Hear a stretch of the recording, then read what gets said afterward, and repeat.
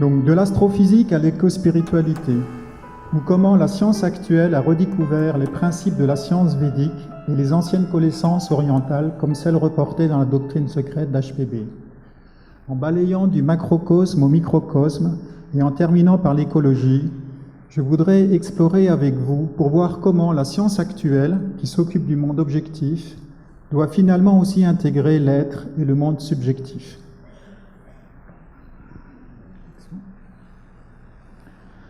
Alors, comme tout le monde, je vais vous donner une citation d'Albert Einstein. Donc, la science sans religion est bancale et la religion sans science est aveugle. Donc, c'est ce qu'a écrit Einstein en 1941. Pour mettre un peu cette citation, l'actualiser, je pense qu'il faudrait mieux remplacer le mot religion par spiritualité. Et pourquoi, je veux dire, tout le monde se réfère à lui? D'abord parce que c'est un scientifique qui a eu la reconnaissance de ses pairs, mais surtout, il a permis, c'est un homme remarquable parce qu'il allait au-delà de l'approche purement logique de la science et écouter son intuition pour explorer de nouveaux domaines. Donc, voici le plan de notre exposé. Donc, je vais d'abord faire quelques remarques générales et voir un petit peu comment, déjà, dans la littérature actuelle et dans les films, voir cet éveil de conscience qui prépare ce pont entre la science et la spiritualité. Ensuite, je vais vous donner 3 exemples, un sur le macrocosme, ou sur l'étude donc de l'astrophysique, de l'astronomie, un sur l'inverse, sur l'infiniment petit, le microcosme, avec un exemple sur la chimie occulte, et enfin de voir en fin de compte quelque chose de complémentaire, comment on va passer du non-vivant au vivant, et après la biologie arrive à l'écologie, et ensuite quelque chose justement qui peut faire le lien entre science et spiritualité, qui peut être dénommé éco-spiritualité.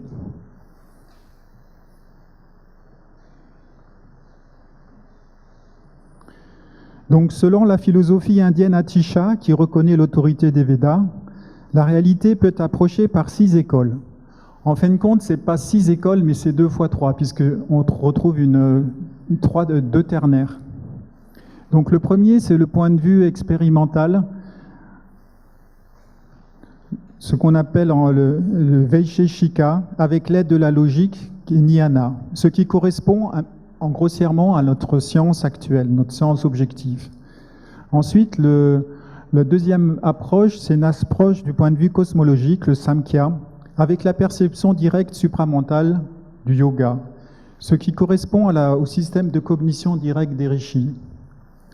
Enfin, le troisième point de vue, le point de vue métaphysique, ou le Vedanta, avec la pratique du rituel et du dharma, Mimamsa. Donc ça, c'est quelque chose encore de différent, qui est une approche plus directe, un petit peu comme ce qu'on a pu avoir dans une approche chamanique ou ce qu'on va voir dans l'éco-spiritualité.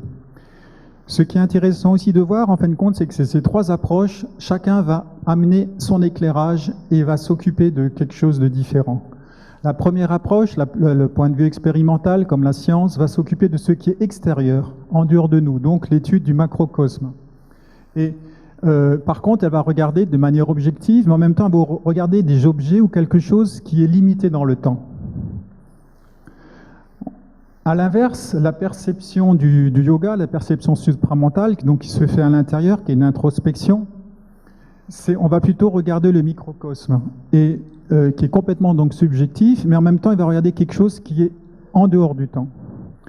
Et le dernier point de vue, du point de vue métaphysique, on va regarder en fin de compte plutôt le lien qui existe entre ces 2 approches, entre l'extérieur et l'intérieur, et ce qui est immuable, et en fin de compte, ce qui est au-delà de tout ça, le non manifesté.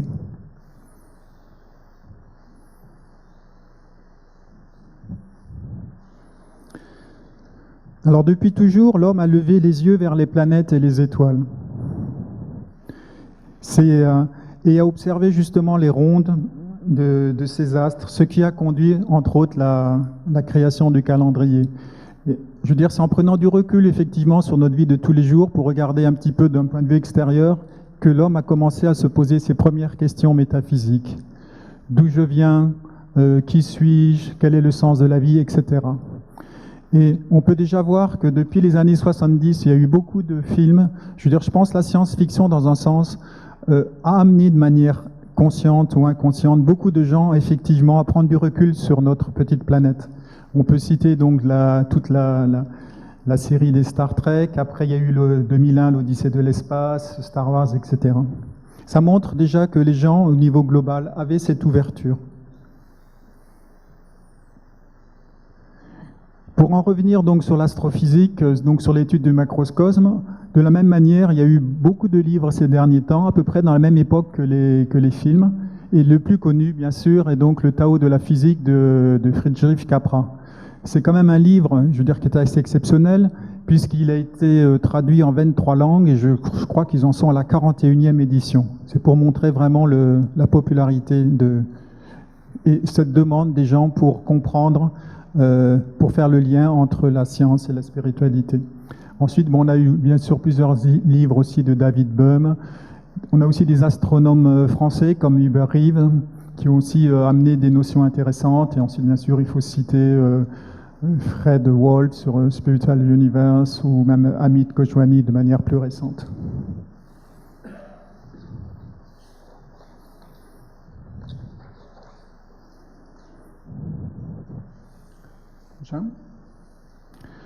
De l'autre côté, maintenant, si on regarde l'infiniment petit ou le microcosme, comme la chimie quantique, bon, l'approche est beaucoup plus difficilement visualisée. On ne peut pas, je veux dire, montrer à quelqu'un, voilà, comme, je veux dire, les étoiles. On a besoin d'un instrument, quoi. Et donc, effectivement, il y a eu beaucoup moins de livres et beaucoup moins de films là-dessus. Il y a un film récent qui s'appelle Microcosme, qui a été fait donc par des Français, par Nouri Tsani et Perry Nounou en 1996, mais ça s'arrêtait à l'échelle des insectes. Mais ça nous montrait quand même un monde à l'intérieur de notre monde, je veux dire ce qu'on avait sous nos pieds dans les petites plantes et tout, et qu'on n'était pas forcément conscient, quoi. Mais d'un autre côté, on voit que, je veux dire, on peut voir donc, dans les journaux, dans Le Monde, dans Science et Vie, etc., il y a vraiment une demande des gens, et tout le monde suit, je veux dire, on a tous entendu parler du boson de Higgs ou des théories de cordes, et donc ça montre quand même cette ouverture et cet éveil à ces nouvelles choses qui vont nous aider à comprendre d'où on vient et qu'est-ce qu'on fait ici, quoi. On peut juste citer un livre qui est sur donc l'infiniment petit de Greenbaum sur les supercordes et sur les dimensions cachées et sur la théorie de la quête ultime.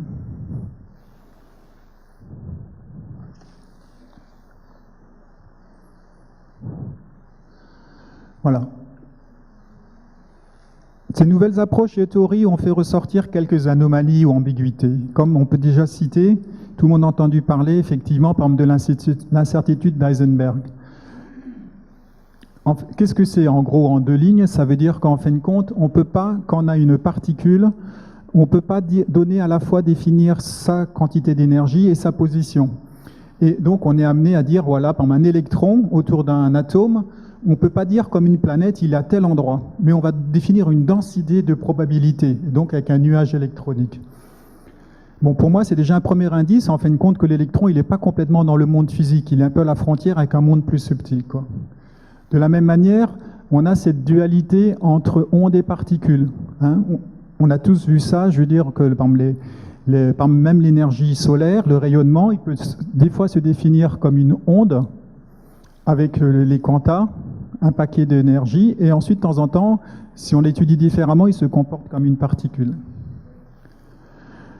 D'une autre manière, quand on veut essayer de comprendre toutes les forces qui régissent notre univers, et qu'on essaye de les mettre dans une seule théorie, on voit qu'on n'arrive pas à les faire rentrer dans un monde avec uniquement 4 dimensions. On est obligé d'avoir, comme dans la théorie des supercordes, on est obligé d'avoir au moins 10 dimensions. Et pour moi, 10 dimensions, ça veut dire qu'en plus des 4 dimensions dans le monde physique, on met des dimensions du monde astral, du monde mental, etc.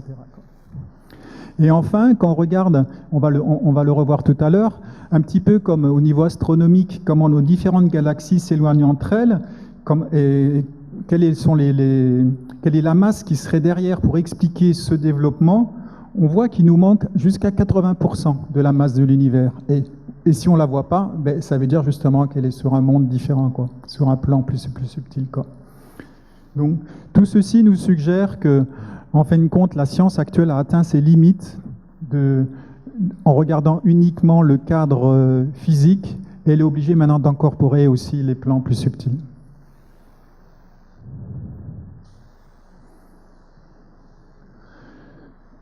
Donc, on va revenir un petit peu maintenant sur les deux approches différentes qu'on peut avoir. Donc, soit effectivement l'approche de la science qui va utiliser des gros instruments parce qu'elle ne peut pas faire une perception directe, et la spiritualité où on va voir une introspection. Le paradoxe, c'est que dans la science actuelle, quand on veut vraiment travailler sur des particules qui sont à haute, les plus petites possibles, il faut qu'on ait des énergies très très grandes. Donc, on est obligé donc de construire ces grands accélérateurs comme celui-là du CERN à Genève. Et voilà, donc c'est un peu le paradoxe, on arrive aux limites physiques de détection uniquement parce qu'on n'arrive pas, on n'a pas les moyens de faire des accélérateurs suffisamment grands.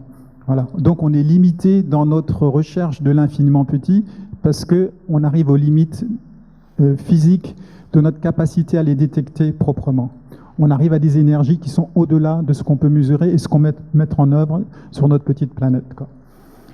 L'approche complémentaire, donc par la spiritualité, qui est l'introspection. Donc là, on n'a pas besoin d'instruments, je veux dire, c'est uniquement la conscience qui va s'observer elle-même. Donc c'est un système différent, je veux dire, où on a, mais qui est le désavantage, c'est qu'on a besoin d'une certaine connaissance de base pour mettre cette pratique en marche, et surtout, on a besoin de la faire pendant des années ou voire des vies pour vraiment effectivement avoir des données intéressantes.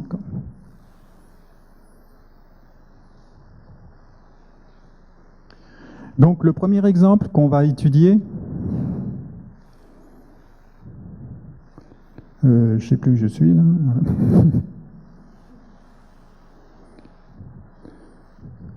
Voilà, donc on va regarder donc d'abord la cosmologie hindoue selon les Puranas, et plus particulièrement sur l'évolution. Bon, tout le monde connaît l'évolution de Darwin, mais beaucoup moins d'après son livre sur l'origine des espèces publié en 1859, donc c'est qu'elle n'est pas tout jeune non plus. Mais en Occident, beaucoup moins de gens connaissent la transmutation des espèces comme décrit par les 10 avatars du Seigneur Vishnu, ou Deshavatara, d'après la vision des rishis, il y a plusieurs milliers d'années que ça. Voilà. Et on voit effectivement qu'il y a vraiment une belle analogie. Je veux dire que déjà, les rishis de l'époque védique, je veux dire, ont pu percevoir à leur manière comment a évolué la forme, je veux dire, sans aucune mesure, uniquement en pouvoir se connecter à la conscience. Et on va voir un peu plus en détail ces 10 avatars.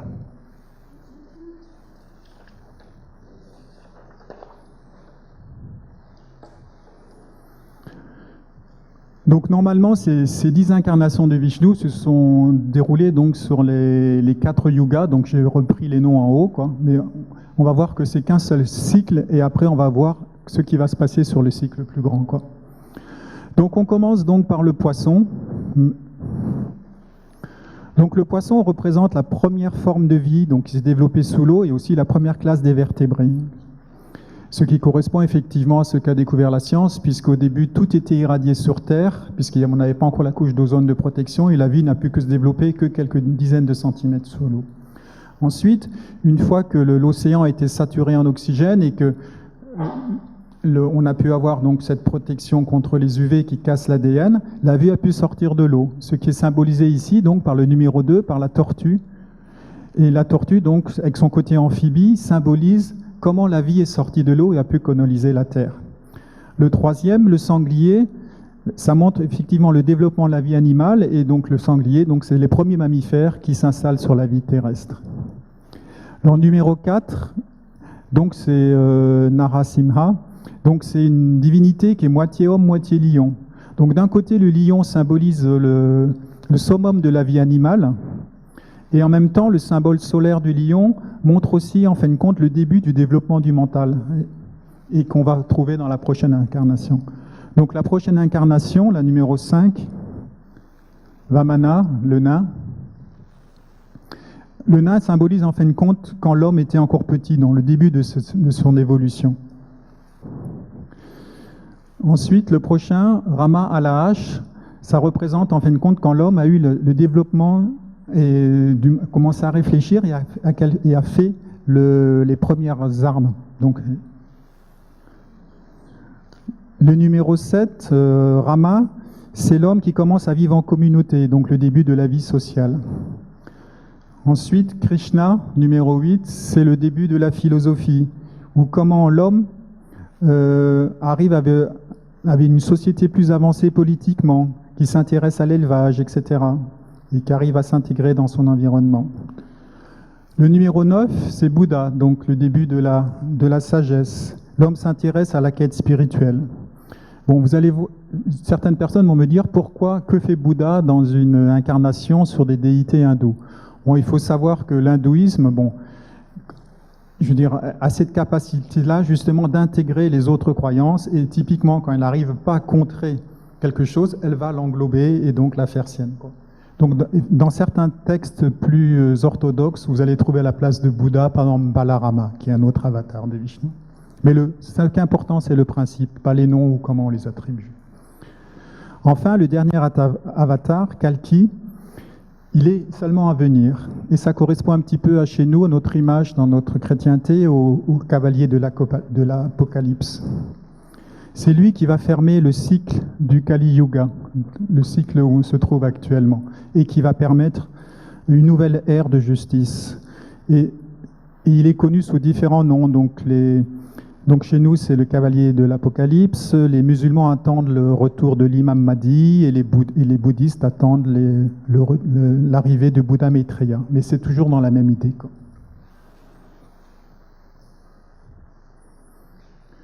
Maintenant, on va revenir à la science objective et on va voir un petit peu comment est-ce qu'elle décrit le début de l'univers. Quelle est la théorie du Big Bang? Donc ici, on a l'échelle de temps et donc ça, c'est l'expansion de l'univers. Donc, dans la théorie du Big Bang, d'après ce qu'on pense actuellement, donc il y a à peu près 14 millions d'années, c'est là où il y a eu le passage entre l'énergie et la matière, et les premières particules ou sous-particules se sont formées à ce moment-là avec des très hautes énergies, et donc petit à petit ces particules se sont dispersées dans l'espace. Et ces particules ensuite ont pu former les premiers quarks, les premiers électrons, donc les premiers atomes. Avec les premiers atomes, on a pu faire le gaz le plus léger qu'on va étudier tout à l'heure aussi avec la chimie occulte, qui est l'hydrogène. Et l'hydrogène, en fin de compte, c'est ce qui représente plus de 90% de tout notre cosmos. Ça représente, en fin de compte, la matière première de nos soleils. Et il faut bien voir que le Big Bang a uniquement créé ces particules, mais après, c'est les soleils dans différents endroits de notre galaxie qui vont faire la matière qui est plus lourde. Actuellement, par notre soleil, il brûle l'hydrogène, il fait de l'hélium, mais il fait aussi un petit peu le cycle du carbone. Et avec le carbone, les étoiles plus massives, elles font le carbone, l'azote, l'oxygène, etc. Et avec ça, vous avez les éléments nécessaires à la vie. Donc c'est dans le creuset de ces étoiles que se sont formées les briques qui vont permettre le support de la vie des différentes formes que l'on connaît. Voilà. Et donc à partir de ça, je veux dire, les planètes, ce sont donc les planètes telluriques, qui sont des éléments plus lourds, ont pu se former, et donc les galaxies ont commencé à se mettre en place. Et quand on mesure maintenant effectivement comment les différents soleils et les systèmes solaires, les étoiles, les galaxies, elles sont toujours en expansion. Donc ça montre que notre univers est encore en expansion. Voilà. Mais après, on n'a aucune idée qu'est-ce qui va arriver après. Alors, on a 3 hypothèses possibles. Donc ça, c'est toujours notre échelle de temps. Actuellement, donc, on est toujours là, avec nos 3 hypothèses. Donc, première hypothèse, OK, on est parti du Big Bang, on est en expansion, mais après, qu'est-ce qui va devenir? On peut très bien imaginer qu'au bout d'un moment, cette expansion va se ralentir, et spécifiquement avec la gravité, qui est la force la plus faible, mais qui agit à la plus longue distance, et toutes les particules, toute la matière va revenir. Et donc, ce qu'on appelle le Big Crunch, tout va être recondensé, reformaté, on va repartir à zéro, on retombe dans le chaos. Ça, c'était la première hypothèse. Actuellement, là, on est à peu près au début. Hein. Le carré jaune, c'est où on en est actuellement. Deuxième hypothèse, c'est que, en fin de compte, notre évolution, okay, notre galaxie et les autres systèmes sont toujours en expansion. La gravité est là, ça maintient le système entre l'effet cinétique. Mais il n'y a pas, on arrive à trouver un équilibre, voilà. Et donc ça continue, voilà, on a un pseudo, c'est métastable. La troisième possibilité, c'est qu'en fin de compte, l'expansion va se continuer à l'infini, et donc on va se diluer, et vous savez, l'espace, c'est froid. Donc on va arriver à ce qu'on appelle le Big Chill, le grand glaçon. Bon, on peut se poser la question, ok, est-ce que justement dans les sciences anciennes, qui avaient une vision sur une échelle plus large, est-ce qu'on peut trouver des éléments de réponse? C'est ce qu'on va voir maintenant. Voilà, donc j'ai essayé de reprendre ce qu'on a vu tout à l'heure, le Big Bang, avec la période d'expansion, et actuellement, donc, on se trouverait ici. Et qu'est-ce que nous apprend donc les différents sages de l'époque védique? Eux, ils décrivent ça, on a vu que tout à l'heure l'évolution, on a vu ça au niveau des différents yugas, mais après il y a des cycles beaucoup plus grands, et le cycle le plus grand qui a été décrit, c'est le cycle des kalpas. Alors ce cycle de kalpa, effectivement, atteint des durées très longues, puisque c'est de l'ordre de plusieurs milliards d'années. Voilà. Après, je veux dire, il s'est décrit comme une alternance entre un jour de Brahma, où on a la création, avec donc chaque fois une déité, donc Brahma qui sera l'origine de la création. Ensuite, Vishnu, de manière symbolique, préserve la vie. Et ensuite, Shiva, c'est lui, effectivement, qui va à nouveau faire que toute la matière se recondense, reparte à zéro, voilà, et donc c'est le responsable de Big Crunch, dans un sens, on peut dire. Après, pour avoir une vision plus exacte, plutôt que de voir comme ça cette succession de nœuds et de maximums, ça serait plutôt de le voir effectivement comme une sinusoïde. C'est pour ça que j'ai mis 2 couleurs. Donc effectivement, on verrait un jour de Brahma, et ensuite une nuit de Brahma, etc. Donc là, on aurait donc le pralaya. Et ainsi de suite. Après, on repart. Tout ce qui a été fait pendant cette période-là et repart sur un nouveau cycle et tout ce qui a été fait avant n'est pas perdu, mais mis en mémoire sur les plans plus subtils pour servir de matrice et de cadre pour la suite de l'évolution. Avant d'arriver à notre deuxième exemple, donc sur l'étude du microcosme ou de la chimie et de la chimie occulte, je vais juste vous citer un exemple historique où comment un chimiste allemand, August Kekulé, dans les années 1865, donc à l'époque c'était l'expansion de la chimie organique, et donc on découvrait des nouvelles molécules et on essayait de trouver leur structure. Et à cette époque-là, donc on connaissait donc que les atomes de carbone qu'on voit ici pouvaient s'assembler entre elles, on connaissait les ramifications, les doubles liaisons, etc. Mais avec le benzène, qui avait 6 atomes de carbone, Kekulé et les autres chimistes de l'époque n'arrivaient pas à trouver la structure qui correspond à ses propriétés chimiques. Et donc, en fin de compte, il a fait un rêve, il a rêvé donc du serpent Ouroboros qui se mord la queue. Et ça a été un déclic pour lui, parce qu'il a compris en fin de compte que sa molécule n'était pas forcément linéaire ou ramifiée, mais qu'elle pouvait au contraire être cyclique. Et ensuite, il a essayé voir ce que ça donnerait, il a regardé comment pouvaient se placer les doubles liaisons, et ça correspondait parfaitement avec les mesures qu'ils avaient. Voilà. Ça, c'était un exemple pour montrer comment l'intuition chez les scientifiques peut nous aider à avancer, quoi. Voilà. On arrive maintenant donc au cœur de notre deuxième exemple, qui est l'étude de la chimie occulte. Donc c'est le livre qui a été écrit donc par Annie Besant et Leadbeater, et ils ont été aidés dans leur étude par Gina Rajadasa. La première édition date de 1908, donc les études ont été à la fin du siècle d'avant, et après il y a eu plusieurs rééditions, quoi.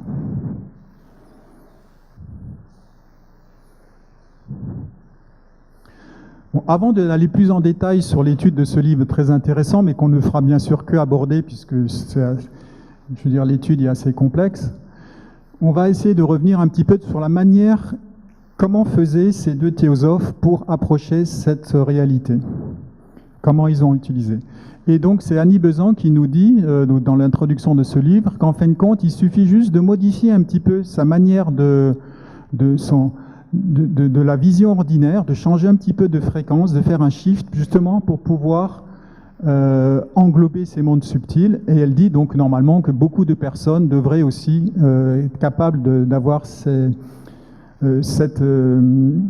capacités-là et donc de vérifier les expériences qu'ils ont faites. Et c'est pour ça d'ailleurs qu'ils l'ont fait en binôme avec Leadbeater, justement comme c'est une méthode qui est purement subjective, chaque fois, pour être sûr que un n'influence pas, je veux dire, ce qu'il va voir. Il le faisait toujours en double, voilà, de manière vraiment une approche scientifique. Et après, il validait pour voir si chacun avait vu la même chose, voilà, et que ça permettait de valider leur approche.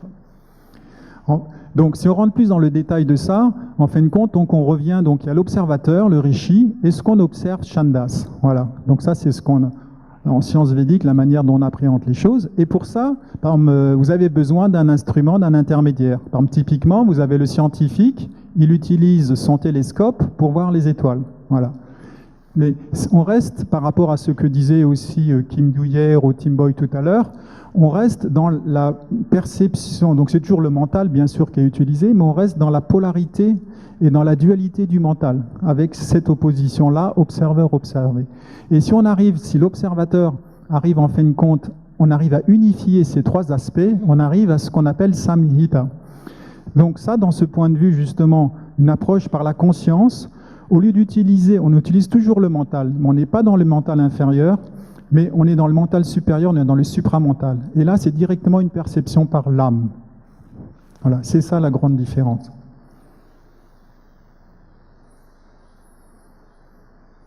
Voilà, maintenant on va un petit peu voir les deux. Donc voilà, donc ici vous avez la science classique et à droite vous allez avoir la chimie occulte. Ça va être la même présentation pour les diapos suivantes. Donc ils ont commencé par observer le gaz le plus simple, donc qui est l'hydrogène. L'hydrogène, vu de l'extérieur, entre guillemets, vous avez donc deux nuages électroniques qui sont reliés. Et à l'intérieur, vous avez, donc il y a un électron par chaque atome, et à l'intérieur, comme c'est une molécule très simple, il y a juste un proton. Chaque atome a un proton. Alors, qu'est-ce qu'on voit, qu'est-ce qu'ont vu nos deux théosophes sur le plan subtil? Donc d'abord, pour vous définir les différents numéros, donc ici, vous voyez, c'est marqué E5. En dessous, vous avez donc les solides, les liquides, et après les gaz. Donc, comme c'est un gaz, ils voient directement ce qui est au niveau du physique dense, au niveau des gaz. Et ils perçoivent deux triangles entrelacés, et à l'intérieur, d'une structure beaucoup plus fine. Et quand vous regardez ensuite au niveau énergétique, qu'est-ce qu'il y a au niveau de l'éthérique, donc les quatre plans plus subtils jusqu'à l'éther 1, on voit en fin de compte que ces triangles se décomposent progressivement et on retrouve à la fin toujours ces petites trinités là, et à la fin on a des tout petits atomes qu'on appelle anus, d'après le terme indien. On va le revoir. Voilà. Bon, maintenant on va essayer de faire la correspondance. À quoi correspondent ces anneaux par rapport à ce que la science actuelle connaît, quoi. Donc, dans la science, donc, on a les protons et les neutrons, et on sait qu'ils sont chacun formés aussi par un système ternaire, par des quarks. Donc il y a 6 sortes de quarks, mais pour faire des protons et des neutrons, on n'a besoin que de 2 sortes, les up et les down. Hein, c'est ce qui est marqué ici. Là. Si ça marche, mais bon, il n'y a plus de pile. Voilà. Donc, quand on regarde au niveau de la chimie occulte, ça c'est un dessin qui a été repris du livre de Stéphane Phillips, qui a beaucoup étudié ça, c'est un physicien théoricien. Et en fin de compte, on voit qu'on retrouve cette structure ternaire, mais en fin de compte, elle est l'échelle encore en dessous. Ça veut dire que, vous voyez ici, un proton qu'on a là, ça correspondrait à ça. Ça serait un quark, ça serait un autre, ça serait un autre. Ça veut dire qu'on aurait besoin de 3 anneaux pour faire un quark. Après, bon, on peut supposer la même chose pour les neutrons, bon, mais les neutrons ont été découverts que beaucoup plus tard, en 1932, donc à l'époque de la chimie occulte, on ne savait même pas que ça existait. Quoi. Voilà. Donc la perception directe par la conscience de nos théosophes, on décrit une particule qui est à l'échelle sous le quark. Quoi. Voilà. Donc maintenant, si on regarde le détail de ces anneaux, je vous ai dit la plus petite particule qu'on peut trouver. Donc là, je reprends mon texte parce que je ne connais pas tout par cœur.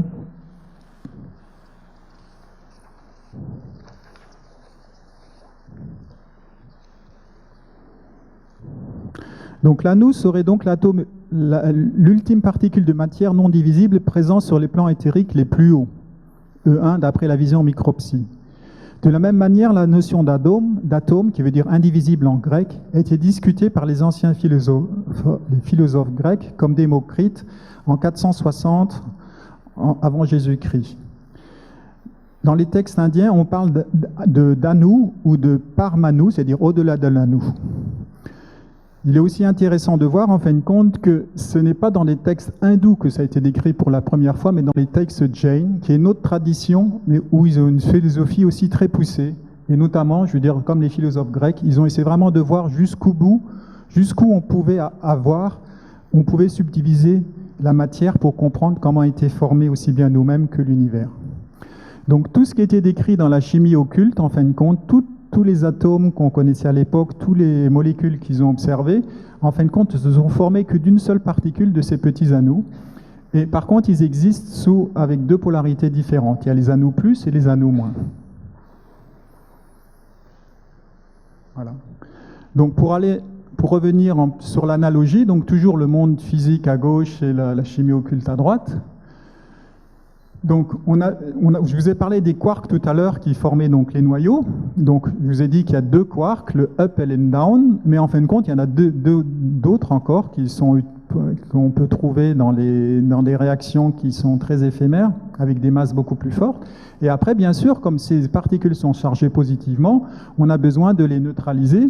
Et donc, dans les leptons, qui est une autre classe de particules, vous avez, par exemple, le plus connu est l'électron. Après, il y a aussi il y a tas d'autres particules qui sont changées dans les réactions, ou alors quand les électrons changent de niveau, etc. Donc vous voyez, vous avez la science décrit au moins 12 particules différentes, alors que dans la science, dans la chimie occulte, on ne décrit qu'une seule particule qui est l'anneau. Donc effectivement, je crois que c'est Gina Rajasa qui a dit, mais comment ça se fait qu'on n'a rien sur l'électron ? Et donc, ils ont fait une expérience avec un tube de Crocus, je ne sais pas comment on dit, qui est un tube, en fin de compte, c'est un petit peu un tube qui fait émettre des rayons X, mais aussi beaucoup d'électrons. Et donc, ils ont observé ça, et par vision micropsie, ils n'ont rien pu déceler de manière intéressante. Ils n'ont pas pu mettre en évidence un électron. Après, donc, justement, Gina Rajasa, il a dit, on va essayer autre chose. Il a dit à Leadbeater, il a dit, bon, quand tu es à ce niveau-là de vibration E1, quand tu es au niveau des petits anneaux qui ne sont plus liés par différentes formes d'énergie, tu vas essayer de pousser un anneau sur le plan astral. Et tu vas voir ce que ça donne. Bon, ça n'a pas marché du premier coup. Et parce qu'il faut bien comprendre que tout ce qui est microcosme, je veux dire, on comprend bien que les planètes tournent autour des soleils, et les soleils, tout bouge. Mais au niveau microscopique, c'est la même chose. Ça va même encore à des échelles beaucoup plus grandes. On a des énergies de vibration qui sont très très rapides. Donc toute la difficulté était de l'observateur, donc du théosophe, de rentrer en résonance et de pouvoir... Il ne peut pas arrêter la particule, mais c'était sa conscience qui se mettait à vibrer au même taux vibratoire que la particule. Et plus on monte sur les plans subtils, et plus c'est difficile pour lui parce qu'il doit affiner sa fréquence pour rester en phase avec sa particule. Et à la fin, il a réussi, il a vu que ce petit anneau sur le plan E1 le plus subtil va disparaître et il va apparaître de l'autre côté sous forme de petit anneau au niveau astral. Il n'y en a pas un qui apparaît, mais il y en a 49. Voilà, c'est ce qui est marqué là-bas aussi. En fin de compte, 7 au carré. Et donc, même ça nous permettrait d'aller plus loin, de voir en fin de compte qu'au niveau de la chimie occulte, que ça soit donc au niveau des noyaux qu'au niveau des électrons, une seule particule serait à l'origine de ça, mais en fin de compte, ça serait la même particule qui serait différenciée sur différents plans. Et donc ça, c'est ce que nous amène la spiritualité, une vision unitaire des choses, une compréhension interne.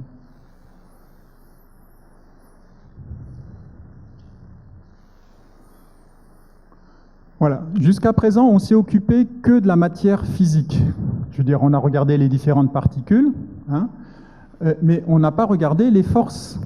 Parce que, je veux dire, les particules toutes seules, ça ne sert à rien. Je veux dire, il faut, on vous a dit tout à l'heure, entre les protons et les électrons, ils n'ont pas la même charge, donc on a une force électromagnétique. Et donc, de la même manière qu'on a pu trouver à peu près 4 classes de particules physiques, il existe 4 forces qui régissent la matière. Donc la première, effectivement, c'est l'électromagnétisme, qui régit tout ce qui est chargé de manière différente, qui fait repousser les charges positives ou négatives, qui fait attirer les charges contraires. Ensuite, on a une force qu'on appelle la force faible, qui n'est pas trop connue, mais en fin de compte, c'est tout ce qui est responsable de la radioactivité. Ensuite, on a la force forte, c'est ce qui va faire qu'en fin de compte, par exemple, que deux quarks qui sont chargés de la même charge ne se repoussent pas. C'est-à-dire que si deux particules sont suffisamment proches, ce n'est pas la force électromagnétique qui va la régir, mais c'est la force forte, et c'est ce qui permet donc de faire l'intégrité des noyaux. Et ensuite, la force que tout le monde connaît, qui est la force de gravité, que toute particule massique va s'attirer. Et ensuite, pour chacun, on a en fin de compte une particule associée. Donc pour l'électromagnétisme, la force que tout le monde connaît, c'est la particule associée, c'est les photons. Hein, quand les électrons changent d'orbite, on a aussi émission de photons, de rayonnement. Hein, c'est le principe de la fluorescence, des états excités, plein de choses. Dans la force faible électromagnétique, de la radioactivité, on a des échanges de bosons, hein, les bosons W, les bosons Z. Dans la force forte qui maintient les noyaux entre eux, justement on appelle ça le gluon, parce que c'est ce qui va coller les particules entre elles, le gluon. Et enfin, pour la gravité, c'est justement la preuve de ces échanges de gravité, c'est nos fameux bosons de Higgs qu'on retrouve à ce niveau-là. Voilà, c'est ce qui est marqué là-bas.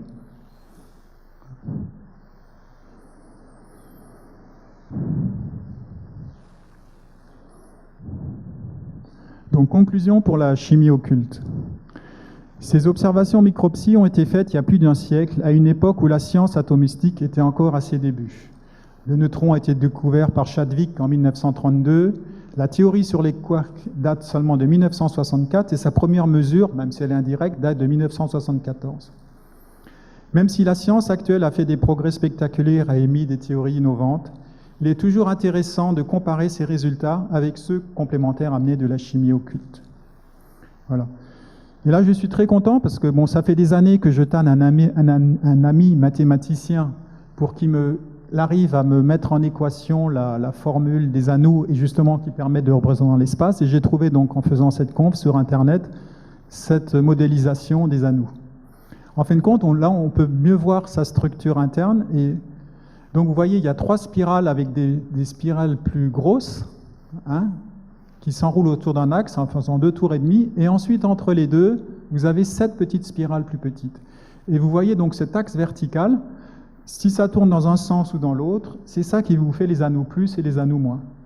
Et d'un autre côté aussi, c'est aussi très joli de voir au niveau symbolique que ce qu'il y a de plus petit dans la matière, en fin de compte, c'est des petits cœurs, quoi. Voilà.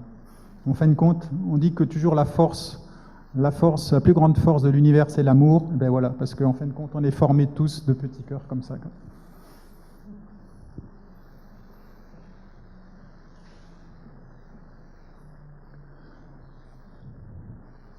Donc on a vu nos 2 premiers exemples et donc nous avons balayé donc de la physique à la chimie, donc de l'infiniment grand à l'infiniment petit. Et on va maintenant aborder tout ce qui est le vivant, le biologique. Donc en fin de compte, je veux dire, quand on va de ces analyses les plus fondamentales vers les plus appliquées, on voit qu'on est passé donc du non-vivant à ce qui est vivant. Hein, c'est pour ça que vous avez mis l'ADN ici. On est passé de la forme à ce qui anime la forme à l'esprit. Et on est passé à une analyse uniquement de choses individuelles, à quelque chose de complet, qui est en interaction, qui est donc l'écosystème, qui est la base de l'unité pour l'étude de l'écologie.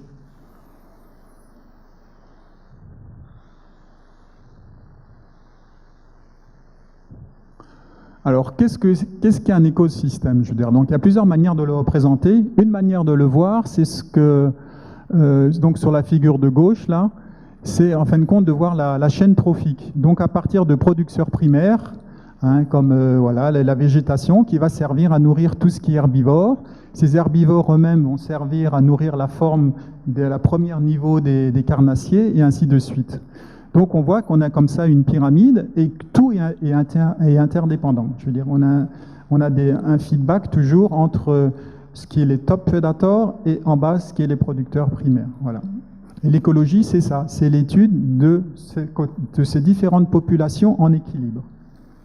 Un autre moyen de le représenter, c'est sur un schéma comme ça. Par exemple, ici, on voit les arbres, ici, qui... alors ces arbres, je veux dire, dans la forêt, ils ont besoin de quoi? Ils ont besoin de lumière, donc l'énergie, toujours l'énergie cosmique, l'énergie solaire. On a besoin d'eau aussi, de pluie, et après il y a l'évaporation. Mais ces arbres ne sont pas tout seuls. Ils sont en équilibre aussi avec toutes les autres plantes qui vivent sous la canopée, et tous les nutriments, ils ont besoin de venir du sol, je veux dire de l'humus. Voilà. Et avec ça, il y a des interactions avec les animaux, les micro-organismes. Voilà. Et c'est toutes ces boucles de feedback. Voilà. C'est ça vraiment le principe de l'écologie. Et par rapport aux sciences classiques, aux sciences, je veux dire, comme la physique ou la chimie, qui est, comme on l'a vu dans différents exposés, obligé d'avoir une approche analytique réductrice, c'est-à-dire qu'on ne peut pas faire bouger plus d'un paramètre à la fois, sinon on ne peut pas mesurer le principe. Dans l'écologie, comme on mesure dans un écosystème, on essaye d'intégrer au maximum toutes les interactions. Donc on commence à avoir un point de vue holistique et global, et donc une approche qui va vers le subjectif, vers le vivant.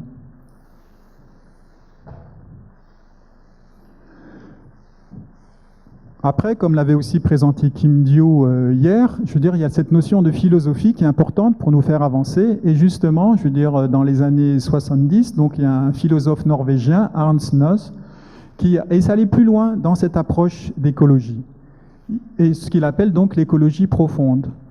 Et il dit qu'en fin de compte, que tout notre environnement, tous ces écosystèmes sont en relation et sont en équilibre entre eux, et aussi, je veux dire, pas seulement, je veux dire, les différents de la nature, mais même l'homme lui-même, je veux dire, est aussi fait partie intégrante. Il est obligé de trouver sa place et de respecter cet équilibre primordial s'il veut justement garder une planète en bon état le plus longtemps possible, et justement aussi être dans des conditions optimum pour que lui-même puisse évoluer en harmonie avec les règles et les lois de la nature qui l'entourent. L'étape suivante, donc, c'est ce qu'on appelle l'éco-spiritualité, c'est-à-dire qu'on prend encore plus de recul sur les différents petits écosystèmes qu'on peut avoir un peu partout sur notre planète, et qu'en fin de compte, on regarde au niveau global. Et donc, on voit bien qu'au niveau global, ça nous fait intervenir une notion que certains appellent Gaïa, qui serait en fin de compte la conscience globale de notre planète. Et le but de ça, donc, c'est de pouvoir respecter toutes les formes de vie, d'aider à l'humanité à trouver des modes de vie, justement en n'utilisant que des ressources renouvelables, de s'ajuster avec les cycles de la nature, mais aussi les rythmes saisonniers, et justement qu'on est conscient que ces ressources appartiennent à la totalité, à la globalité, et bien aussi qu'on puisse les partager avec tout le monde pour qu'en fin de compte, que ce soit l'humanité, aussi bien, je veux dire, que le règne humain, que les animaux puissent avancer dans leur chaîne évolutive, quoi.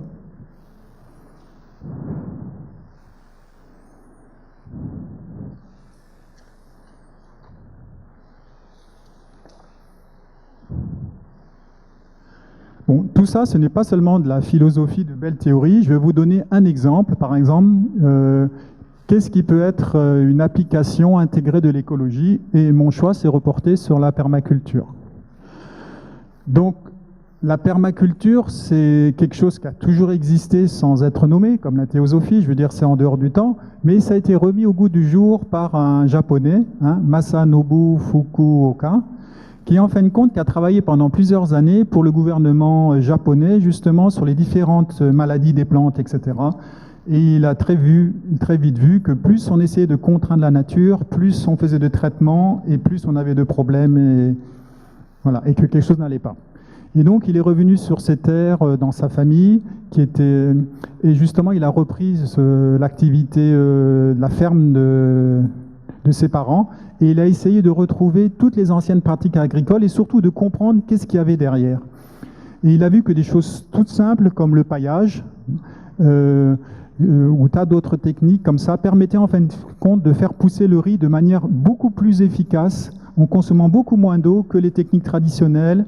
Et pour cela, il n'avait pas besoin de faire on n'avait pas besoin de faire un labour des terres, on n'avait pas besoin d'enlever les mauvaises herbes, on n'avait pas besoin de mettre de produits chimiques ou d'engrais. Pour les arbres, puisqu'en même temps il y avait aussi des citronniers, on n'avait pas besoin de tailler. Le tout, c'était de retrouver le cycle naturel. Et il est arrivé avec ça à faire des productions supérieures à ce qu'il y avait sur les champs à côté, où il y avait vraiment une agriculture intensive, en utilisant beaucoup d'engrais, etc. Et il a même pu développer cette technique sur des champs où avant, on ne pouvait pas cultiver le riz parce qu'il n'y avait pas assez d'eau, quoi. Voilà. Et donc son livre, il s'appelle « La révolution par un seul brin de paille ».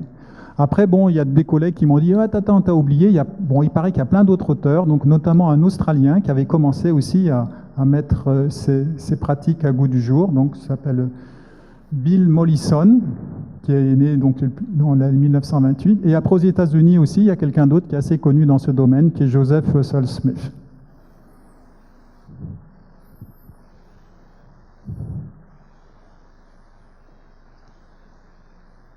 Alors, la permaculture. Alors le but, en fin de compte, de la permaculture, c'est de retrouver un cycle naturel. Bon, typiquement, par exemple, c'est de retrouver un cycle comme on peut trouver dans le sous-bois d'une forêt où il y a formation de l'humus et forme d'un sol riche.